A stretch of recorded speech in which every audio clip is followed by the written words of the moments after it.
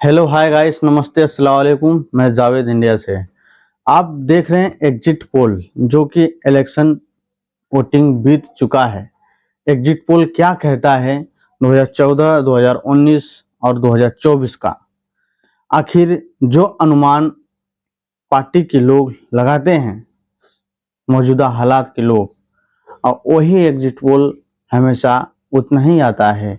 क्या है सच्चाई, हम देखेंगे गहरी से। चलो चलते हैं ध्रुव राठी के वीडियो का एनालिसिस करने। नमस्कार दोस्तों, इलेक्शन बने खत्म रहिए हो इस चुकी वीडियो है। में। कल इलेक्शन रिजल्ट आने वाला है। कौन कितनी सीटें जीतेगा ये कोई नहीं जानता। मार्च 2024 में न्यूज 18 के ओपिनियन पोल ने बीजेपी लेड एनडीए को 411 सीट्स दी थी। उसी समय इंडिया टीवी के सीएनएक्स ओपिनियन पोल ने इन्हें 399 सीटें दी थी। अभी भी कुछ एग्जिट पोल्स ऐसे हैं जो कहते हैं कि 400 पार होगा। प्रधानमंत्री मोदी ने अपनी इलेक्शन कैंपेन की शुरुआत भी इसी 400 पार के नारे से करी थी। लेकिन क्या है इस 400 पार का मतलब? ज्योति मीर्धा, अनंत कुमार हेगड़े, अरुण गोयल और लल्लू सिंह जैसे कई बीजेपी नेताओं के ऐसे बयान सुनने को मिले जिससे ये अंदेशा होने लगा कि बीजेपी पूरे संविधान को ही बदलना चाहती है, कि हमारे कॉन्स्टिट्यूशन को बदलना चाहते हैं। संविधान के अंदर हमें कोई बदलाव करना होता है तो आप में से कई लोग जानते हैं कि उसके लिए दोनों जो हमारे सदन है, लोकसभा और राज्यसभा, दोनों की उसके अंदर अमल चाहिए। बाद में बीजेपी ने इन बयानों से अपना मुंह मोड़ लिया। कई सारे नेताओं ने खुद ही क्लैरिफिकेशन दी।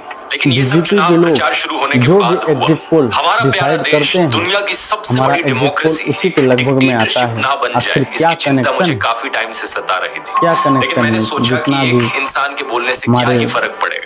हाँ, मेरे 10-12 मिलियन सब्सक्राइबर हैं यूट्यूब पर, 4-5 मिलियन व्यूज आ जाते हैं, लेकिन आखिर में मैं हूँ तो एक यूट्यूबर ही ना। अगर ज्यादा पॉलिटिक्स पे बोलूंगा, ऐसी चीजों पर वीडियो बनाऊंगा तो बहुत सारी गालियां सुनने को मिलेंगी। लोग मेरे खिलाफ वीडियो बनाएंगे, डेथ थ्रेट्स मिलेंगे। मैंने सोचा छोड़ो ये सब, मुझे एजुकेशनल वीडियोस बनाने पसंद है, वही बनाता हूँ, वही बनाने में मजा आता है, और क्या इन चीजों में पढ़ना। लेकिन फिर फरवरी के महीने में दोस्तों कुछ ऐसा हुआ जिसके बाद मुझसे रुका नहीं गया। Chandigarh election fraud. देश के इतिहास में पहली बार एक प्रिजाइडिंग ऑफिसर वोटर फ्रॉड करते हुए पकड़ा गया। सीसीटीवी फुटेज पर यह सब कैप्चर हुआ। सुप्रीम कोर्ट ने खुद कहा कि यहाँ पर मर्डर ऑफ डेमोक्रेसी हुआ है। ये एक घटना मेरे लिए ट्रिगर पॉइंट थी। ऐसा नहीं था कि इससे पहले कुछ और नहीं हुआ था, बहुत सारी चीजें हो रही थी साथ साथ। मीडिया का खरीदा जाना, चुनी गई सरकारों को गिराया जाना, एमएलएस की हॉर्स ट्रेडिंग।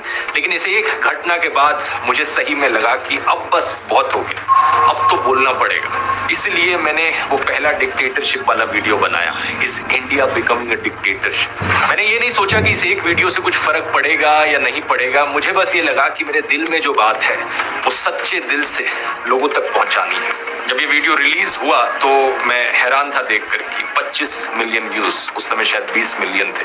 ये बात साफ थी कि आप लोगों के अंदर भी वही फीलिंग थी आपको क्या लगता है सरकार आप लोगों के दिल में भी वही चिंता आप लोगों को सता रही थी जो मेरे दिल में मुझे सता रही थी। यही कारण है कि इतने सारे लोगों ने इस वीडियो से रेजोनेट किया और इसे शेयर किया।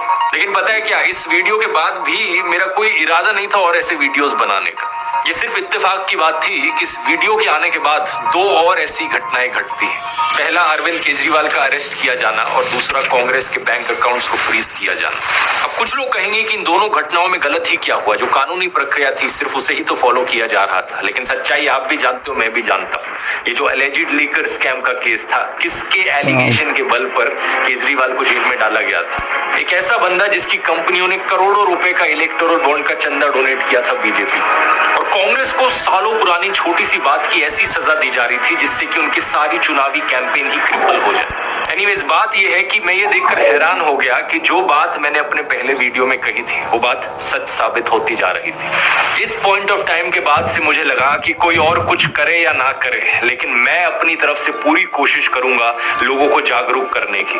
लेकिन ये कोशिश एक पहाड़ चढ़ने से भी मुश्किल थी। एक ऐसे दौर में जहां सभी टीवी चैनल्स गोदी मीडिया बन चुके हैं, हिंदी के ज्यादातर अखबार बिक चुके हैं, व्हाट्सएप माफिया तो लोगों के फोन में घुस चुका है। एक यूट्यूब चैनल क्या ही कर लेगा इन सब चीजों के खिलाफ। लेकिन फिर भी मुझे लगा कुछ फर्क पड़े ना पड़े, अब बोलना जरूरी है। भगवत गीता का एक श्लोक ध्यान में आया जिसकी बात मैंने फर्स्ट वीडियो में भी करी थी। अध्याय 2 श्लोक 47, जहां श्री कृष्ण कहते हैं कि कर्म करो, फल की चिंता मत करो, फल के बारे में ऑब्सेस्ड होना बंद करो, क्योंकि उस पर तुम्हारा अधिकार नहीं है। हालांकि इसका मतलब ये भी नहीं कि तुम निष्क्रिय हो जाओ, तुम वो करो जो तुम्हें करना चाहिए। मैंने भगत सिंह के बारे में सोचा जब उन्हें फांसी पर चढ़ाया जा रहा था। क्या ये ख्याल उनके दिमाग में आया होगा कि मेरे फांसी पर चढ़ने का नतीजा क्या होगा? क्या वो इस चीज को सोच रहे होंगे कि जब मुझे फांसी पर चढ़ाया जाएगा तो इसके बाद हमारे देश को आजादी मिल जाएगी? क्या सही में हमें आजादी मिलेगी? क्या मेरी कुर्बानी देने से क्या सही में अंग्रेज देश को छोड़ के चले जाएंगे?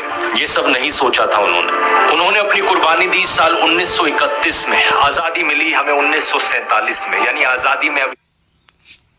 अरे कपड़े भी पैक कर लो अपने, सुबह से आम ही पैक किए जा रहे हैं। इतने सालों बाद अपने भाइयों से मिलने जा। वो जानते थे कि अपनी जान की कुर्बानी देकर भी कोई गारंटी नहीं है कि आजादी मिलेगी, और गारंटी तो छोड़ो, उस वक्त कोई उम्मीद भी नहीं थी आजादी मिलने की। लेकिन फिर भी जो सही चीज थी उन्होंने वो करी। उनका फोकस बस सही कर्म करने पर था, अपना धर्म निभाने पर था। उन्होंने भी कभी फल की नहीं सोची।